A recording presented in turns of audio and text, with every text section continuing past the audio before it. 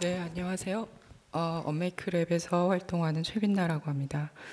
앞서의 그 토크, 발표 렉처에서 저희가 양자의 세계를 헤매다가 온 것 같은데요.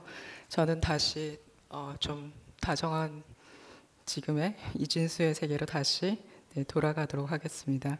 이 섹션에 어떤 양자라는 이름이 있지만 저는 양자에 대한 얘기보다는 어떻게 생각하면 지금 저희가 AI를 대면하고 있는 여러 가지 맥락 중에 하나를 얘기를 하게 될 것 같습니다. 저는 그 언메이크랩이라는 그 콜렉티브에서 성수영 저 이렇게 두 명의 여성으로 이루어진 콜렉티브에서 활동을 하고 있고요. 네, 저희는 기본적으로 기계학습의 어떤 편집증을 굉장히 좀 아이러니하게 엉뚱하게 이용해서 그것을 우화나 유머로 바꾸는 어떤 작업들을 하고 있습니다.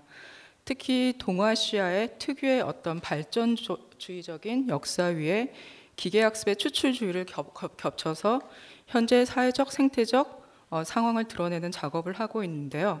오늘 이야기하고 싶은 내용도 이런 토대 위에서 올해 광주 비엔날레 출품작이기도 한 비미래를 위한 생태학에 대한 얘기를 드려보고 싶습니다. 저는 우선 이 돌에서 시작을 해보고 싶은데요. 보시듯이 둥글게 깎였지만 이상하게 깨어진 모양의 돌이라는 것을 보실 수 있을 겁니다. 이 둥근 모양은 굉장히 오랜 시간 동안 강에서 풍화된 그런 시간을 이야기해주고 있죠. 한편으로는 이 깨어진 이 형태들은 또 한편으로는 인간의 어떤 개입이나 활동에 의해서 깨어진 것이라고 할 수 있습니다. 저희는 이 돌을 처음 발견했을 때 이 돌이 마치 굉장히 오랜 지층의 시간과 함께 인간의 시간을 함께 저장하고 있는 미디어와 같은 어떤 그런 돌로 보였습니다. 사실 이 돌은 이런 이상한 산에서 온 돌인데요. 저희가 일반 자연 혹은 제네릭 네이처라고 부르는 자연의 형태이기도 합니다. 인간의 힘에 의해서 굉장히 엇비슷한 모습으로 인공화된 자연의 모습을 말하기 위한 용어이기도 한데요. 한국은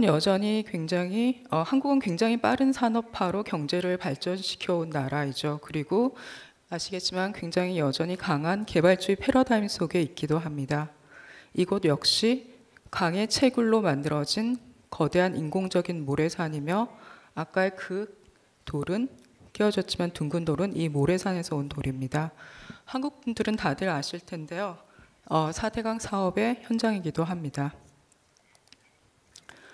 저희는 이곳을 10년 정도 계속 관찰을 해왔는데요. 처음에는 그다지 크지 않았습니다. 지금처럼 공사장에서 좀 흔하게 볼 수 있는 정도의 그런 모래산이었는데요. 모래 둔덕이었죠.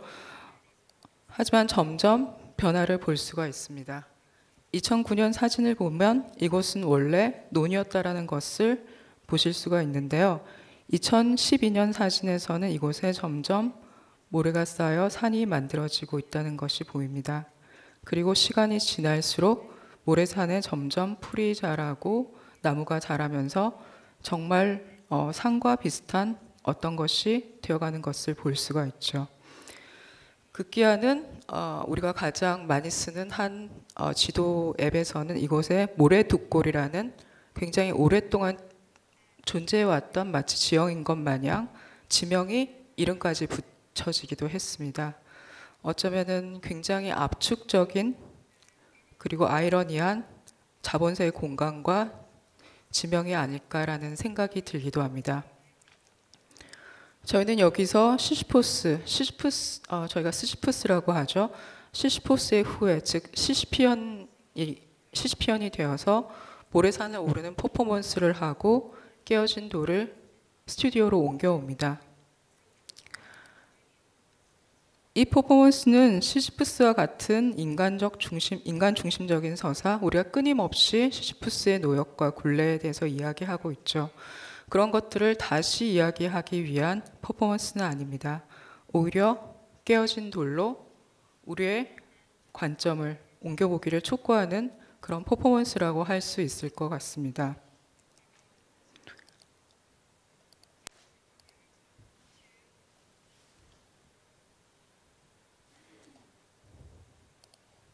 철학자 미셸 세르가 이야기하듯이 왜 우리는 시시포스라는 인간의 그 인간 중심적 서사, 인간의 굴레에 대해서만 계속 이야기할까요?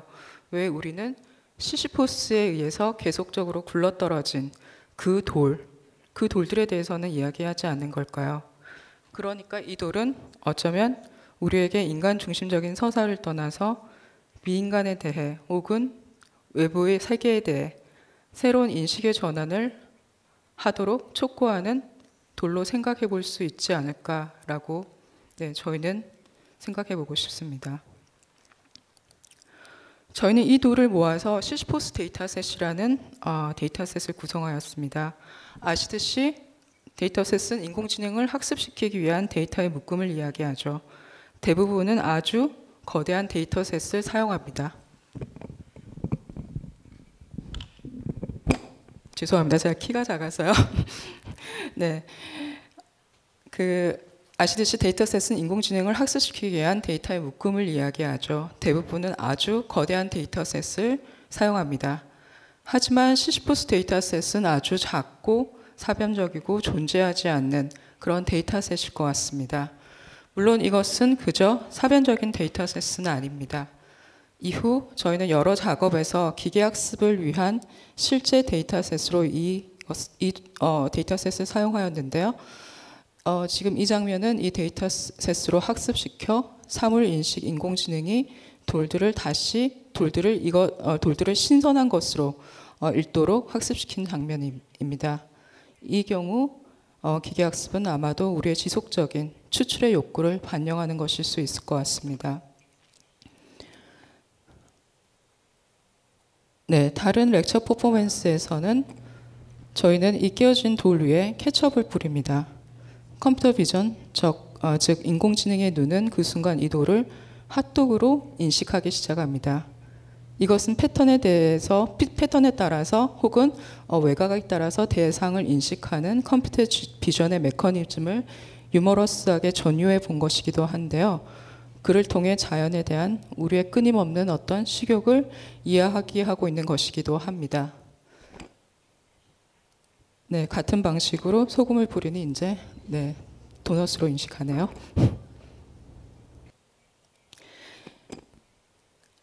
네, 이런 사변적인 데이터셋과 기계학습을 통해서 저희가 인공지능을 어떻게 다루고 있는지 그 방식을 조금 더 특정하게 이야기해 볼 수 있을 것 같습니다. 우리가 마법처럼 느끼는 양자 컴퓨팅을 듣고 나니 마법처럼 느껴지지는 않는데요. 이런 인공지능의 어떤 기본적인 정의는 데이터를 통한 예측과 추측이겠죠. 예측과 추측이 저희가 생각하기에는 인공지능의 가장 기본적인 본성이라고 할 수 있을 것 같은데요. 저희는 이 깨어진 돌, 시시포스 데이터셋 그리고 기계학습을 통해 오히려 이 본성을 예측적인 것이기보다 과거를 성찰적으로 기억하고 기록하는 행위로 바꿔보고 싶었습니다. 네, 다시 모래산으로 돌아가 보겠습니다. 이 모래산은 이후 점점 다시 사라집니다. 바다 모래의 채취가 금지되면서 이 산의 모래가 인기를 끌게 되고 이 모래와 돌들은 다시 신선한 상품이 되어서 시장에서 팔리게 된 것이죠. 작년의 사진입니다. 모래산이 완전히 사라진 것을 볼 수 있죠. 그리고 다시 평평한 땅이 되었습니다. 그리고 한 번의 아이러니를 더 발견할 수 있었는데요. 아주 고운 강모래가 덮인 모래논이 남은 것이죠. 농부들은 다시 이 모래논 위에 농사를 짓기 시작했습니다. 사진에서는 잘 안 보이겠지만 굉장히 고운 굉장히 고운 모래입니다. 이 모래논 역시 정말 아이러니한 압축적인 자본세의 지층일 수 있을 것 같습니다. 저희는 이 과정을 보면서 굉장히 많은 생각을 했습니다. 특히 인간의 개입이 만들어내는 인과관계의 변이에 대해서 많은 생각을 했습니다. 한국 역시 기후변화로 인한 산불과 홍수 같은 재난이 일상이 되어가고 있는데요. 이곳은 아주 큰 산불이 난 산입니다. 불타고 난 후 몇 년이 지난 모습인데요. 이 징그럽게 목가적인 모습, 그리고 특히 인간이 다니던 길만 드러난 모습은 저에게 많은 생각을 하게 했습니다. 아무 곳에도 당도하지 않고 연결되지 않는 이 길은 물류의 궤적과 비슷하게 느껴졌고 미래는 마치 유통기한과 같은 감각으로 다가왔습니다. 저희는 이 불탄산의 길을 보며 비미래, non-future라는 단어를 떠올리게 되었습니다. 비미래라는 단어는 여러 가지 의미로 해석할 수 있을 것 같아요. 들으시는 분들에 따라서. 하지만 저희에게는 예측만 존재할 뿐 미래는 존재하지 않는다라는 의미로 다가옵니다.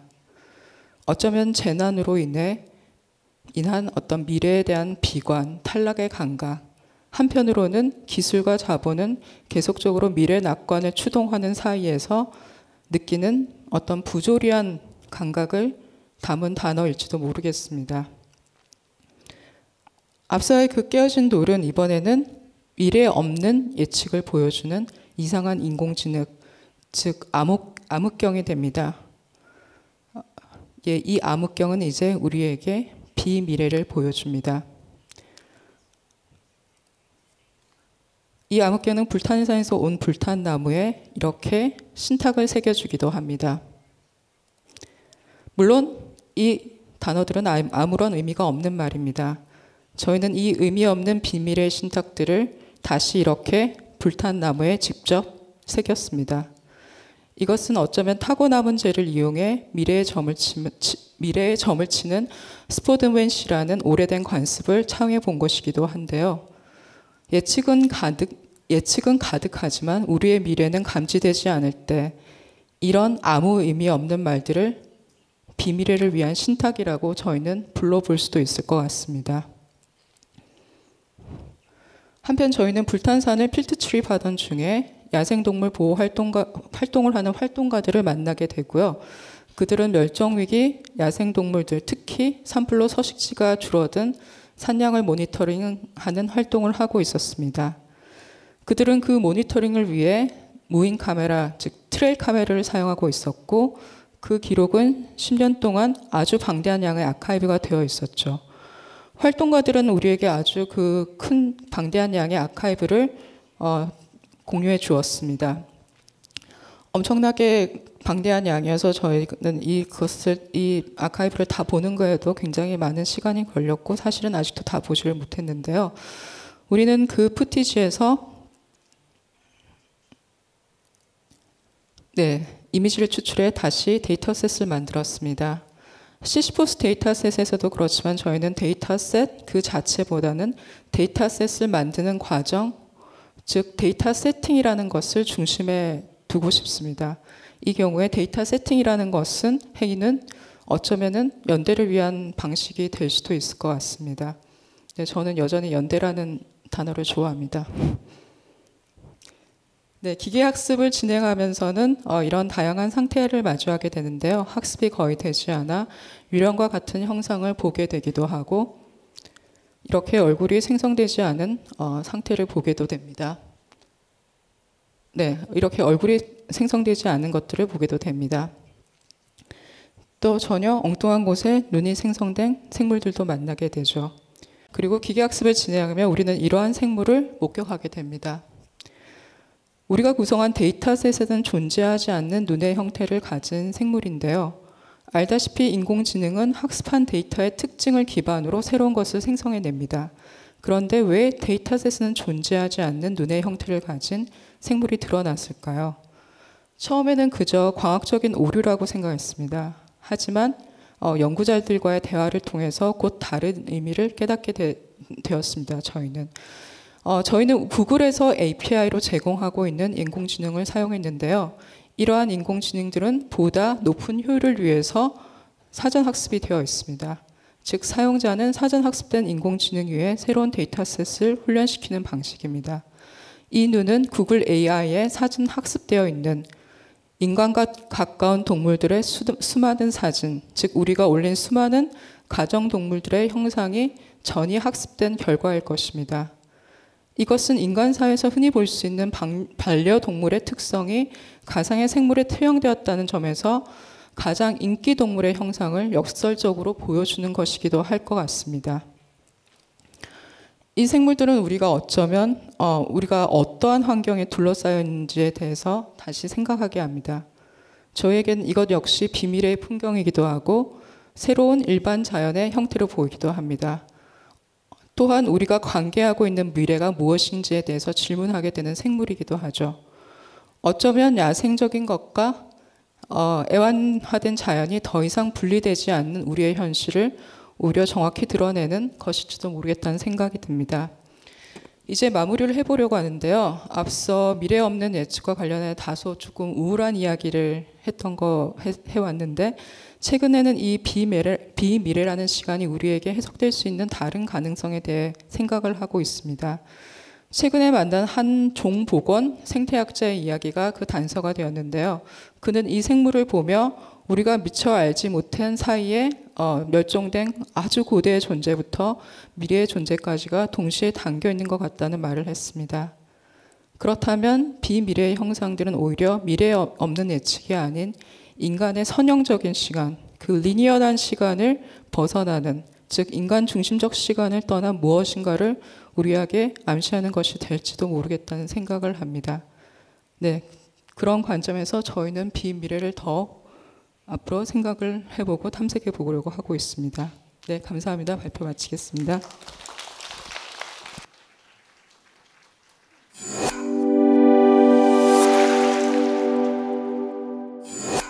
Thank you very much, Noam Segal. Thank you, Nicola Borio, and the whole Gwangju Biennial team for the invitation.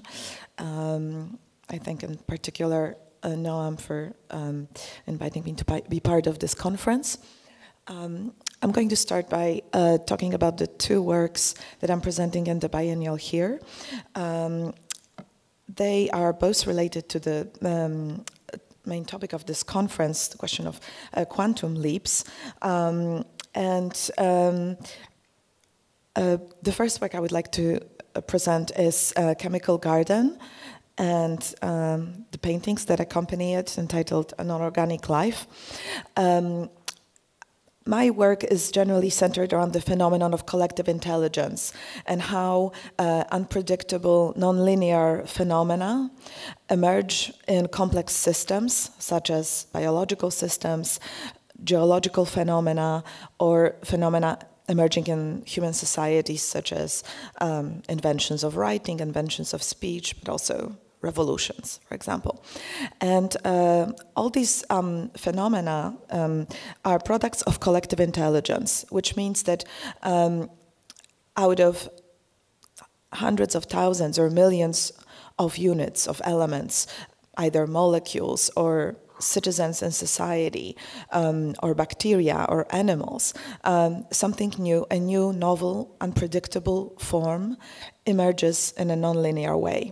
And all my work has been driven by research of these subjects and in opposition, and largely in opposition to individualism, to understand how our reality in which we live, the entire world, everything around us is actually a product of not individuals, but of collective intelligence. And the changes that happen in these complex systems could be described as products of emergence or quantum leaps or paradigm shifts, some completely unpredictable, nonlinear phenomena. One of these phenomena is the emergence of life. And the Chemical Garden, which I'm presenting here, and the accompanying paintings. These are cubes in which I am mixing together metals extracted from computers. These are metals such as copper, iron, nickel, chromium, cobalt, that are currently used in computer industry, that are essential for contemporary computers, and the extraction of these metals is creating devastation and killing entire ecosystems. But what is interesting is that the same metals were present at the bottom of the ocean just before life on planet Earth emerged. And when these metals are mixing, they are producing these interesting forms that look like plants or even organs or some simple animal forms. And so today, NASA is doing experiments to think about whether there is life existing somewhere else in the universe that is based maybe not on carbon, but on other metals. It also makes us realize how everything in the world is constantly reorganizing into unstable, evolving forms. Things decay and new things emerge.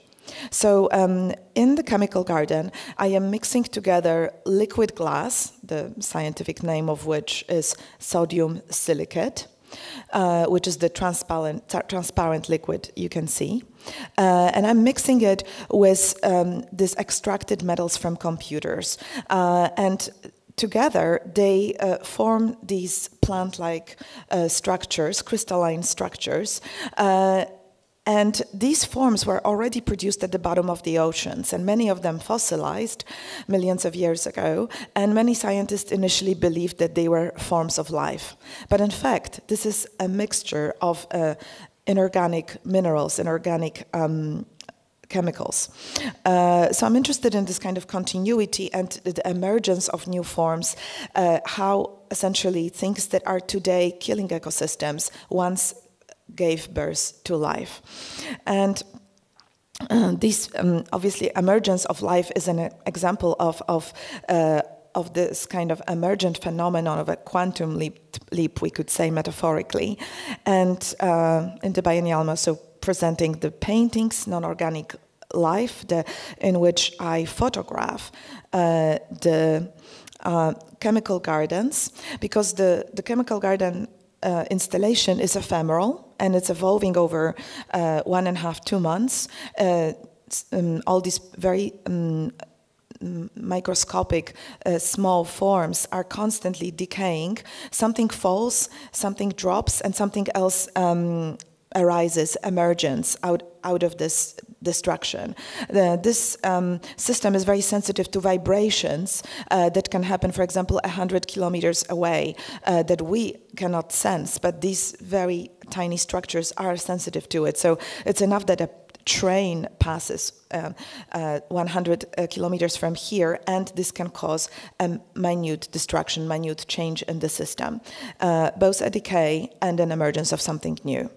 The paintings, however, are not moving, they are stabilized, and in this case I'm growing the same crystals on top of the paintings. So they are first I'm taking macro photographs and then printing them on aluminum plates, and then the colorful crystals you see, it's the same material, the same metal salts that I'm using inside of the glass cubes, and this is a close-up of the surface. So the paintings are fixed, and then they are kind of a frozen moment of time of the development of this complex system of something which is on the verge of life and non-life. I'm also presenting these paintings. They are wall paintings in Gallery 4, entitled Adjacent Possible. And this project also relates to the questions of quantum leaps, because I was investigating this very important moment in human culture when first symbolic communication emerged among humans. I was inspired by the research of the paleoanthropologist Genevieve von Petzinger, with whom I have collaborated. Petzinger has examined caves around the world, but instead of looking at the paintings of animals, which have fascinated anthropologists for centuries, she looked at geometric signs that were accompanying these paintings, sometimes in a different part of the caves. So here are some of the images from her research from for example, this is the La Pasiega inscription in the La Pasiega cave in Spain. This is a 16,000-year-old sentence, one could say, or a string of signs. These signs are Paleolithic signs that derive from the period from 45,000 years ago to around 12,000 years ago. And as it turns out, there was already a form of symbolic communication that existed then.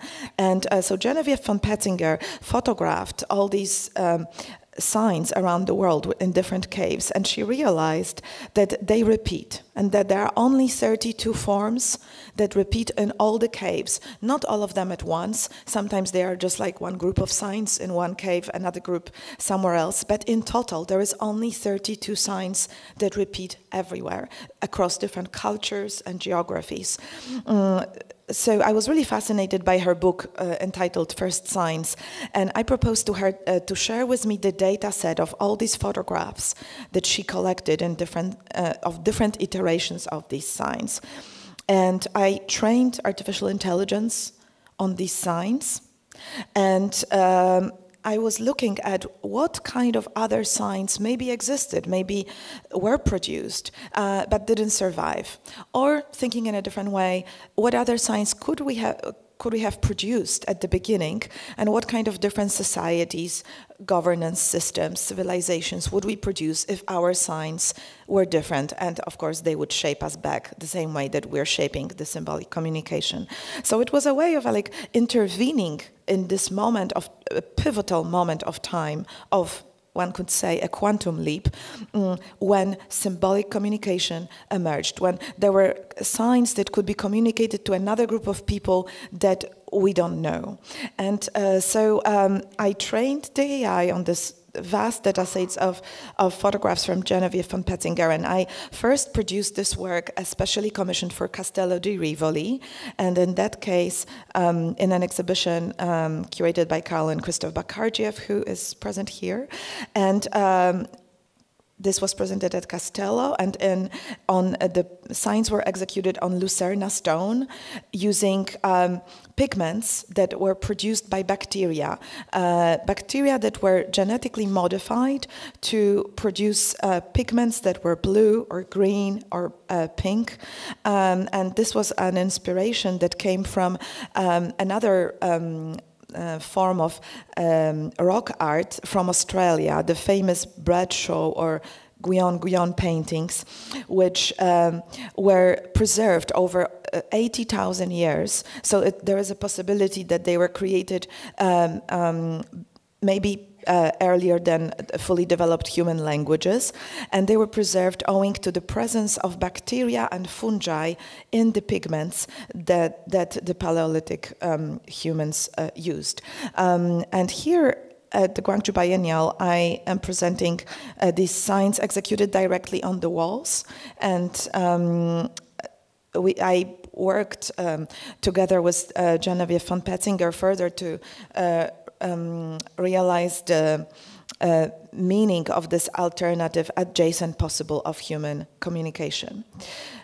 I want to show a couple of images of other works that are important to understand the direction in which my work is taking me. And this is one example where I'm also working with collective intelligence. In this case, my sculptures were outsourced by me to colonies of living termites. So each sculpture is built in a laboratory in collaboration with entomologists by a colony of 1 or a couple million termites, and termites are blind, so they cannot really see what they are building from, and I give them colorful materials, gold and crystals to build with, thinking about it as a form of collective intelligence and emergence. And another work that I would like to show you that relates to this idea of collective intelligence that is embodied in most of my work is the End of Signature, in which I am fusing together, using artificial intelligence, signatures of hundreds of thousands of people of various communities, from social movements to members of different organizations, people working at the same institution, or as in this case here, all the people working at MIT, all the scientists and academics that have worked at MIT. I train AI on their signatures, and then we produce this one fused signature, a collective identity. And what is interesting for my work is thinking about plural subjectivity, collective subjectivity, in opposed to individualism. I've been exploring this through the medium of painting, and collective expressions of millions of people around the world, creating this collective footprints on a surface of evolving liquid crystal paintings. So this is done with the medium of liquid crystals that are changed through an AI system that harvests information about people around the world, members of protest movements that are trying to change the world, which is changing something in the physical molecular materiality of these paintings, which evolve over time. So this is the same painting 5 minutes later and 5 minutes later.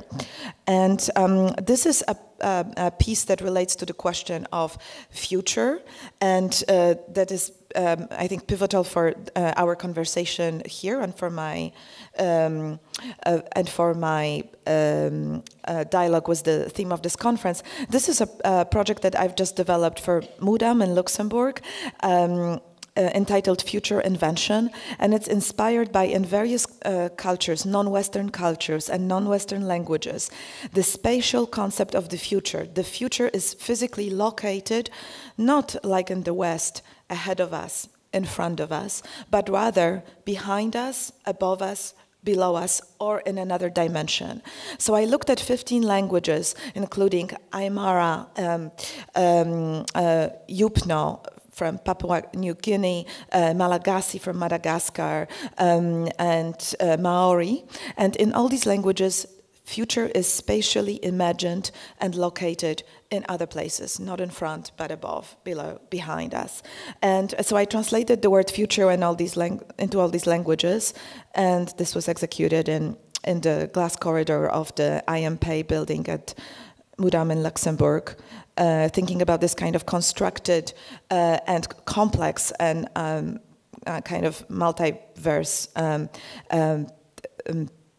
forms of the future, and how obviously technology has taken a different route in other cultures and in other cosmologies, and how we should think along this kind of plurality of cosmologies while thinking about technology. And I'm also exhibiting there the works entitled Risk Landscape, which are presenting in a form of a hologram fragments of the future, kind of important into the present. So using artificial intelligence, we're predicting moments in the future based on on the physical place where we measure the amount of conflicts, the financial landscape, the climate data, and other data. And this allows us to create a prediction of something called risk landscape, a portfolio of risks in the future for a particular location. So I'm interested in this question of like how the future is actually entangled with the present. And in another exhibition that I've done with Nicola Borio at the Venice Biennial, the Planet B, I presented these bonsai trees in which, again, with artificial intelligence, we predicted the ways in which the species of bonsai juniper tree will evolve in the future, in a couple thousand years. And I managed to entangle this future prediction with a living 75 bonsai tree. So this blue part is the prediction of how the species will evolve, and it's currently shaping and limiting the evolution of the living organism, of the living 75-year-old tree, which is kind of shaping this mutual recursive relationship that we have with the prediction of the future, and how it's first and foremost influencing our present, and how predicting the future is actually shaping our future. Thank you.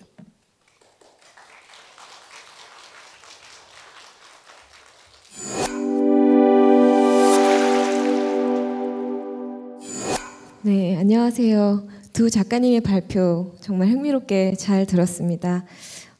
저희가 시간이 많이 없는 관계로 제가 질문을 하나 하고요. 이제 관람객 선생님들께서 질문을 하시는 걸로 진행하도록 하겠습니다. 우선 엄메클랩 선생님들, 비미래라는 개념을 통해서 미래가 실제로 존재하지 않을 수도 있고 마치 유통기한처럼 우리가 예측할 수 있는 것에 불과하다고 제안하신 걸로 알고 있습니다. 반면에 아그니에슈카 쿠란트 작가님은 집단 지성과 비인간 시스템을 탐구하면서 미래에 대한 새로운 관점을 제시하는 걸로 이해를 했는데요. 하지만 두 분의 작업 모두 시간이 한 방향으로만 흐르지 않고 여러 각도와 관점에서 존재하는 것을 암시하는 걸로 느껴지고 있습니다. 이 개념에 대해서 조금 더 깊게 얘기를 해보면 좋을 것 같은데요. 특히 AI의 영향을 고려했을 때 이런 시간성의 개념이 어떻게 변화하거나 확장될 수 있는지 예술가로서 시각에 대해서 얘기해 주실 수 있을까요? 네, 저희에게는 이 심포지움이 저희가 생각하는 어떤 AI의 시간성이라는 것에 대해서 굉장히 이제 다시 생각을 해보게 되는 좀 기회이기도 했는데요.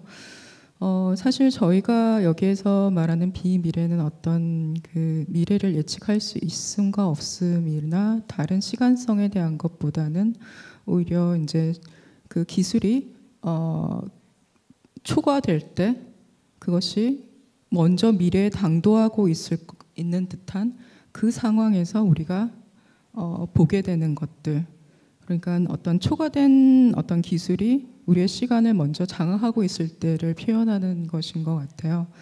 하지만 이제 그것들을 벗어나서 물론 지금 이진수 기반의 어떤 AI라는 것이 그 인간의 어떤 선형적 시간성을 벗어나는 어떤 것들을 보여줄 수 있는가라는 부분에 대해서는 저는 뭐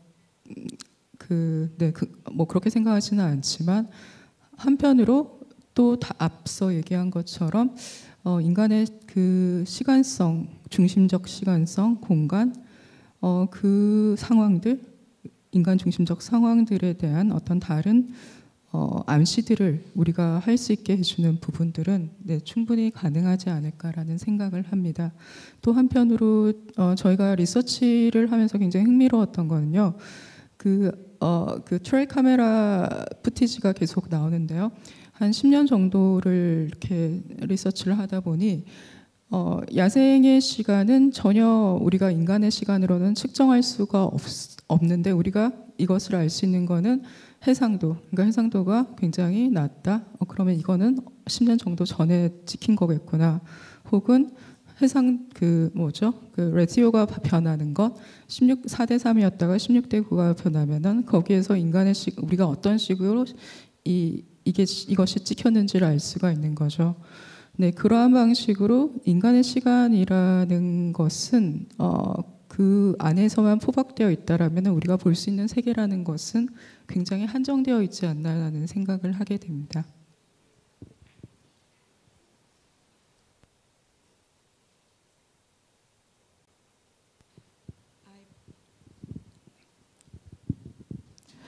I purposefully wanted to use contemporary technology, artificial intelligence, to intervene in this moment in time in the past when human symbolic communication was being born, because I think that these new technologies give us some kind of window opportunity to examine things from the past that were for many centuries not accessible, and we can have a different, more complex understanding of things that seemed like they belong to the past. We will never learn anything.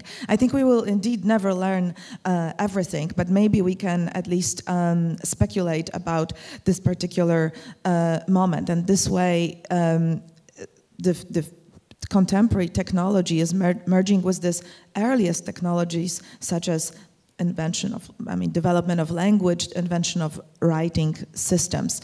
And I think that our understanding of these technologies is changing when we, for example, discover that, no, writing systems were not developed 5,000 years ago. Actually, proto-writing was developed probably 45,000 years ago in reality. So I think that contemporary technologies are changing our relationship to technology. And thinking about the future for me is thinking first and foremost about how we are constantly importing the future into the present and how the future is changing the present, because ultimately we are unable to know what the future will be like. But our projections and predictions of the future are hugely influencing our contemporary societies, our politics. And also there is this entanglement between how we imagine the future and how this future unfolds. For example, the lack of hope and the lack of imagination that we are observing today, caused by a lot of disasters, wars, migrations, is obviously contributing to the fact that this future is going to be changed by a decline in the ability of collectively imagining possible futures.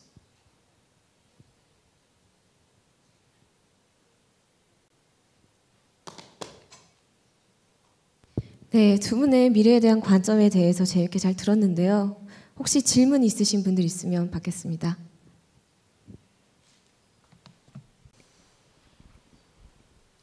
Thank you both so much for your talk. My question's mostly for Binna. I'm curious about how irony operates in the concept of non-future as it plays out in your work, because irony itself sort of embraces a notness. It exists because it gestures to what it is not and thus reveals sometimes what it actually is, I guess, in some way. So I'm curious about how irony, machine learning, and these lexicons contribute to your idea of the non-future. 어떤 면에서는 저희가 얘기를 하고 이건 대답이 될 수 있을지, 질문에 대한 대답이 될 수 있을지는 모르겠는데요. 계속적으로 저희가 그 기술에 대해서 보고 있는 것들은 계속 지금 저희는 이제 아날로그의 시대를 지나서 디지털 시대로 지나가고 이제 신테틱 미디어의 시대에 들어왔죠. 그 신테틱 미디어의 시대에 이제 이 통계성에 기반한 수많은 그 합성 미디어들이 우리를 앞질러 선험적으로 구성을 하게 되는 어떤 상황들을 계속 보고 있게 되는데요. 그럴 때 저희는 이 기술들이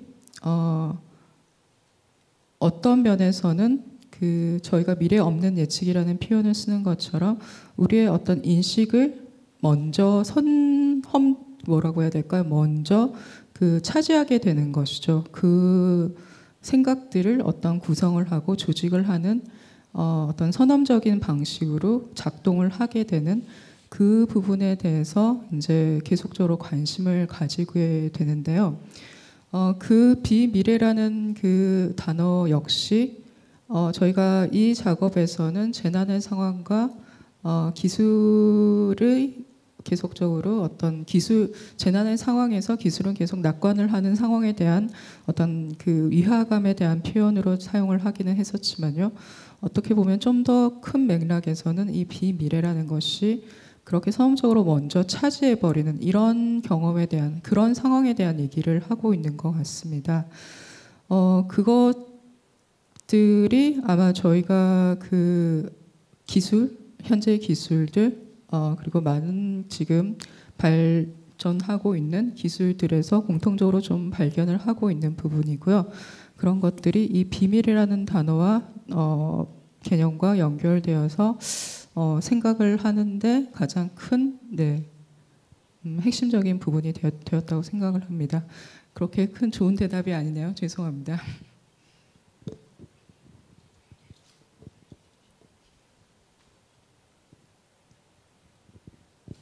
혹시 또 질문 있으실까요? 저는 아그니에슈카 작가님께 한 가지 궁금했었던 게 아까 작품 설명을 하실 때 미래는 앞에 있다. 그리고 다른 문화권에서는 뒤에서도 올 수도 있고 아래에서도 올 수 있고 옆에서도 올 수도 있다.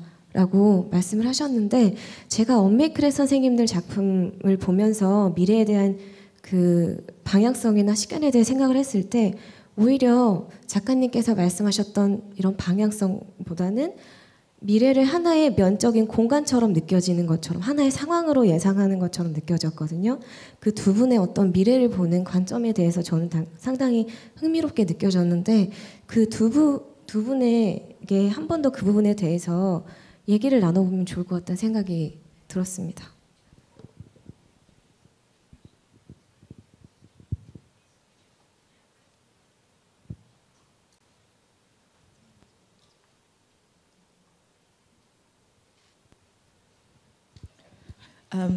So yes, the piece future invention that I was showing here relates to this different kinds of temporalities that are related, to my profound analysis of the ways, the tools that we use, the methodologies that we use to think about the future or any phenomenon. And actually the title of that piece is relating a work by the artist Lothar Baumgarten, America Invention. And it was a work that was highlighting how certain dominant colonial imperial systems are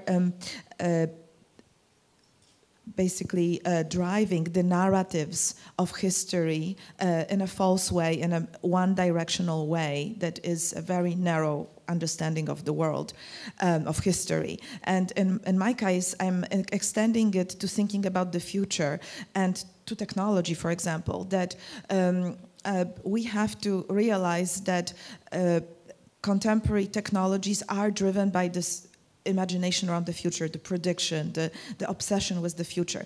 But these technologies are largely driven by a Western-centric cosmology.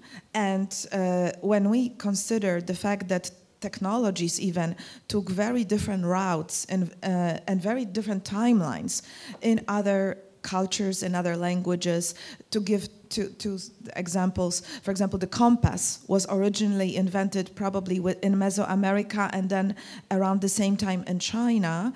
And the original application of the compass was for geomancy, for the prediction of the future. And only 1,000 years later, it was used for navigation by sailors. So when we think about this kind of bifurcation and different ways that are related to different cosmologies and how they reflect on different directions for technology and of thinking about the future, we obviously see different temporalities, different mindsets, and very different ontologies, plural ontologies. 네, 감사합니다.